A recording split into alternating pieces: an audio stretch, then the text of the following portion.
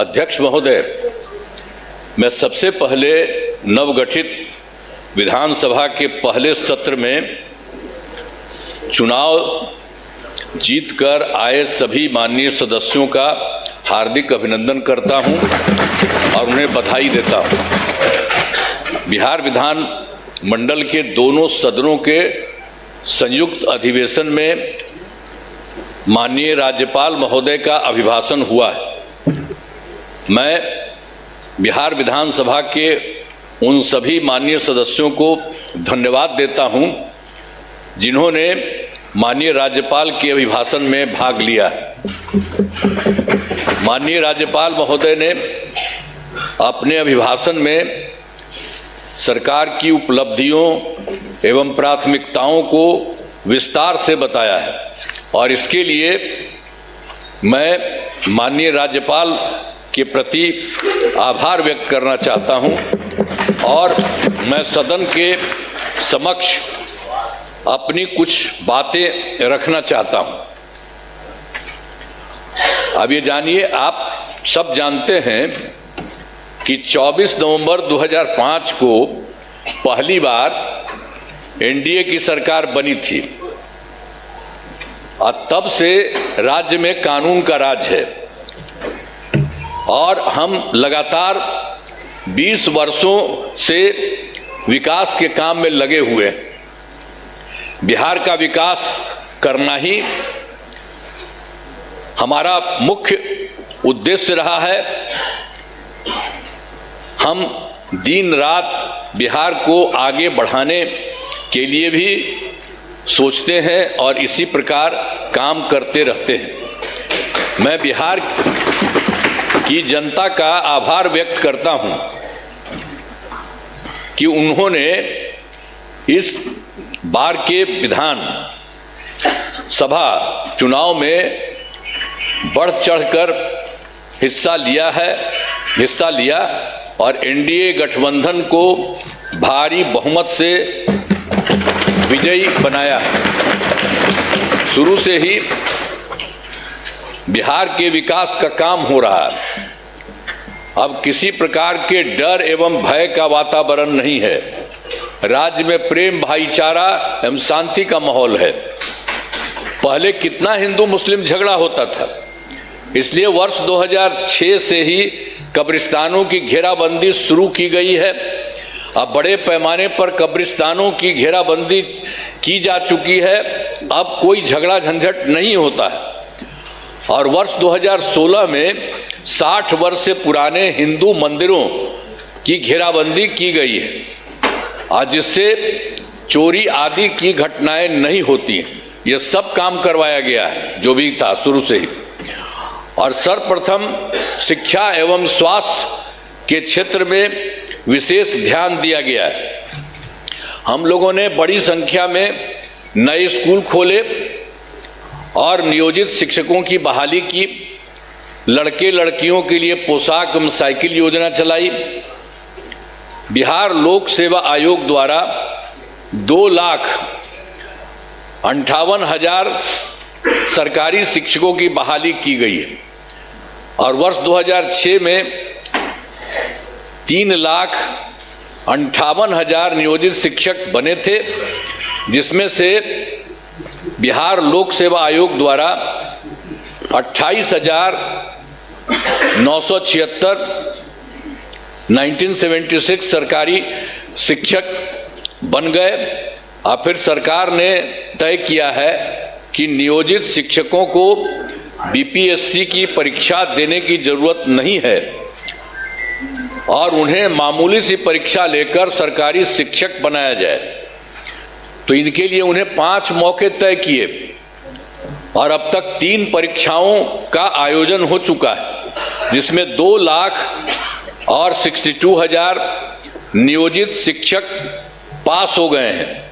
अब केवल 77,000 शेष बच गए हैं और उन्हें 2 मौके और दिए जा रहे हैं।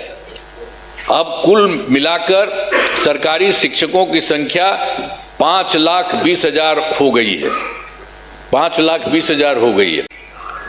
स्वास्थ्य सेवाओं में सुधार किया गया है। पहले स्वास्थ्य व्यवस्था बहुत खराब थी। प्राथमिक स्वास्थ्य केंद्रों में इलाज के लिए प्रति माह मात्र 39 मरीज ही आते थे और आते थे, यानी प्रतिदिन 1 या 2 मरीज आते थे। पहले यही होता था। इतना ही बुरा हाल था उस समय का, केंद्र के समय में जो हुआ था। तो उसी को हम लोगों ने आगे किया। वर्ष 2006 से अस्पतालों में मुफ्त दवा और इलाज की पूरी व्यवस्था की गई। अब प्राथमिक स्वास्थ्य केंद्र में हर महीने औसतन 11,600 मरीज आते हैं। पहले मात्र 6 मेडिकल कॉलेज थे, अब जिनकी संख्या अब 12 हो गई है। अब शेष सभी जो है 27 जिलों में नए मेडिकल कॉलेज बनाए जा रहे हैं और इन्हें शीघ्र पूरा कर दिया जाएगा। ये बहुत तेजी से काम हो रहा है, तो सब चीज हो जाएगा, पूरा कर दिया जाएगा। अब पटना मेडिकल कॉलेज एवं अस्पताल को, अब जो हम लोगों ने पहले था उसके लिए कितना अच्छा सब काम किया। तो जो पहले वाला पटना मेडिकल कॉलेज अस्पताल था उसका हम कितना जा करके देखते हैं, कितना घर बनवाया गया है। सब जगह हम बराबरे न जाते रहते हैं। को 5,400 बेड तथा 5 पुराने मेडिकल कॉलेज को 2,500 बेड का किया जा रहा है। अब साथ ही Indira Gandhi institute of medical science तो वही था, तो उसको भी हमने पूरा का पूरा खूब खेल करके किया है। अब उसके लिए भी हम 3,000 बेड का जो है बनाया जा रहा है। तो एक एक तरह से सब जगह का काम किया जा रहा है पहले ही से। और राज्य में सड़कों, पुल पुलियों या निर्माण कराया गया है। राज्य के सुदूर क्षेत्रों में 6 घंटे में पटना पहुंचने के लक्ष्य को वर्ष 2016 में पूरा कर लिया गया।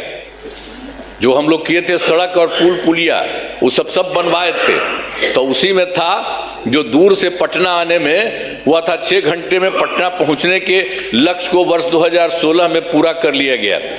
अब जो है राज्य में बड़ी संख्या में सड़कों और पुल पुलियों, रेल ओवर ब्रिज, बाईपास एवं एलिवेटेड रोड का निर्माण किया गया है, जिससे लगभग 5 घंटे में सबसे दूर वाले क्षेत्र से पटना पहुंचना संभव हो गया है। ये सब काम हो रहा है। इसे और बेहतर करने का प्रयास जारी है। इसके लिए 5 नए एक्सप्रेसवे सड़कों का निर्माण एवं प्रखंड मुख्यालयों को जोड़ने वाली सड़कों का 2 लेन चौड़ीकरण किया जाएगा। और उसके बाद वर्ष 2008 में कृषि रोड मैप बनाकर काम किया गया है। उसी समय शुरू हम लोगों ने काफी किया और आगे भी काफी चला है, जिससे कृषि के क्षेत्र में बहुत अच्छी प्रगति हुई है। अनाज, फल, सब्जी, दूध, अंडा, मांस और मछली उत्पादन काफी बढ़ गया है। अब मछली का उत्पादन 2.5 गुना से अधिक हो गया है और इससे मछली के उत्पादन में बिहार आत्मनिर्भर हो गया है और साथ ही किसानों की आय बढ़ी है। वर्तमान में चौथे कृषि रोड मैप जो हुआ वर्ष 24 से 2025, उसी को हम लोग करवा दिए। जो शुरू हुआ था 18 में, तो 12 तो शुरू था और उसके बाद और बढ़ाए 5, एक बार और 5 से ज़्यादा बढ़ा और उसके बाद फिर बढ़ा दिए। तो इतना ज़्यादा काम हो रहा है, इसलिए आप लोगों को सब चीज़ हम बता दे रहे हैं कि काफ़ी काम हुआ है। तो हर तरह से सब जगह से हो रहा है पूरे तौर पर। अब जो कुछ भी हो रहा है इसके लिए हम लोग पूरा का पूरा काम हो रहा है। अब वर्तमान में चौथे कृषि रोड मैप वर्ष 2024 से 2019 जो हमने बता दिया उसका किए हैं के तहत योजनाओं पर तेजी से काम हो रहा है।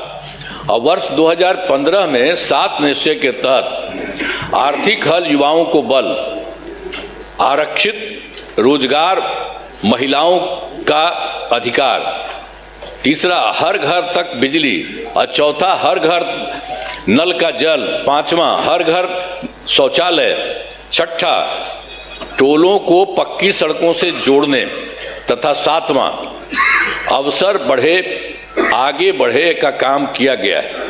और वर्ष 2018 में ही हर घर बिजली पहुंचा दी गई है। सरकार द्वारा शुरू से ही बहुत सस्ती दर पर बिजली दी गई है, और अब जो है अब लगभग सभी घरेलू उपभोक्ताओं को बिजली मुफ्त दी जा रही है, अब कुछ नहीं है। और उसी के बाद सरकार की तरफ से उनका जो घर है, उनके इच्छुक लोगों के घरों पर सोलर लगवाए जाएंगे सरकार की तरफ से, उनको बहुत फायदा होगा। ये सब काम किया जा रहा है। और वर्ष 2020 में 7 निश्चय 2 के तहत युवा शक्ति बिहार की प्रगति, दूसरा है सशक्त महिला सक्षम महिला, तीसरा है हर घेर तक सिंचाई का पानी, और चौथा है स्वच्छ गांव, समृद्ध गांव, सोलर स्ट्रीट लाइट, पांचवा है स्वच्छ शहर, विकसित शहर, और छठा है सुलभ ये संपर्कता, तथा सातवां है इसके लिए स्वास्थ्य सुविधा, टेलीमेडिसिन एवं बाल हृदय योजना। सभी पर काफी काम हुआ है, और जो भी काम बचे हैं उन्हें शीघ्र पूरा किया जाएगा। ये सब हो जाएगा, सब चीज का। और आप जानते ही हैं 2020 में और काम किए थे। 7 निश्चय 2 के तहत ही महिलाओं के लिए 10 लाख नौकरी और 10 लाख रोजगार देना शुरू किया। तो एक तो हो गया 10 लाख युवाओं को सरकारी नौकरी हो चुकी है, लेकिन जो हम लोग 10 लाख रोजगार की बात किए उसका तो एकदम धीरे धीरे बढ़ते बढ़ते अब 40 लाख लोगों को रोजगार दिया जा चुका है। तो आप सोचिए 10-10 विषय न था, तब 10 और 40 होकर के 50 हो गया। दोनों को मिलाकर 50 लाख युवाओं को सरकारी नौकरी का रोजगार दे दिया है। अब अगले 5 वर्षों के में हम लोगों ने तय कर दिया है कि 1 करोड़ युवाओं को नौकरी एवं रोजगार देने का लक्ष्य रखा गया है। इस पर तेजी से काम होगा। तो ये जो 10 लाख युवाओं का सरकारी नौकरी है, ये भी और आगे बढ़ेगा। तो ये सब हम कर रहे हैं। अगली बार 5 साल के लिए हम लोग कर दिए हैं कि उसके लिए हम लोग पूरा करेंगे 1 करोड़ युवाओं का। तो ये सब होगा। और फिर महिलाओं के लिए वर्ष 2006 में पंचायती राज संस्थाओं एवं वर्ष 2007 में नगर निकायों में महिलाओं के लिए 50% आरक्षण से शुरुआत की गई। अब तक 4 चुनाव हो गए हैं। सब कुछ शुरू में कर दिए थे हम लोगों ने कर दिए थे 16 में पंचायती राज में संस्थाओं में, और 7 में किए थे नगर निकायों में, और सबको महिला का 50% कर दिए। वो सब तो है ही, और उसका 4 चुनाव उसके अलावे भी चल रहा है, वो बहुत अच्छा हुआ। और वर्ष 2013 से पुलिस में 35% आरक्षण दिया है हम लोगों ने। अब जान लीजिए, अब बिहार पुलिस में महिलाओं की संख्या देश में सबसे अधिक है। और वर्ष 2016 से महिलाओं को सभी सरकारी नौकरियों में 35% आरक्षण दिया जा रहा। पहले बिहार में स्वयं सहायता समूह की संख्या बहुत कम थी, वो पहले बड़ा खराब था। तो इसीलिए हम लोगों ने किया जो है औद्योगिक विकास किया जाएगा। महिलाओं और युवाओं के लिए रोजगार के अवसर बढ़ाए जाएंगे, और शिक्षा एवं स्वास्थ्य को और आगे बढ़ाया जाएगा। कृषि रोड मैप के काम को तेजी से किया जाएगा। खेल एवं पर्यटन क्षेत्र का तेजी से विकास किया जाएगा। और 7वां है गांव के साथ साथ शहरों का भी तेजी से विकास किया जाएगा। अब हमारा राज्य लगातार विकास कर रहा है। इन दिनों काम को और आगे बढ़ाया गया है। अब अगले 5 वर्षों में और ज़्यादा काम होगा, जिससे बिहार काफ़ी आगे बढ़ेगा। जो इस बार का काम है, जान लीजिए बहुत आगे बढ़ेगा।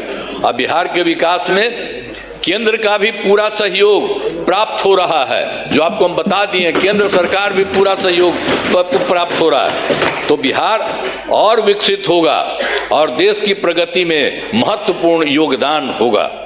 तो मैं अनुरोध करता हूं कि माननीय राज्यपाल महोदय के अभिभाषण के लिए उनके प्रति धन्यवाद का प्रस्ताव सदन सर्वसम्मति से पारित करें। यही हम करें।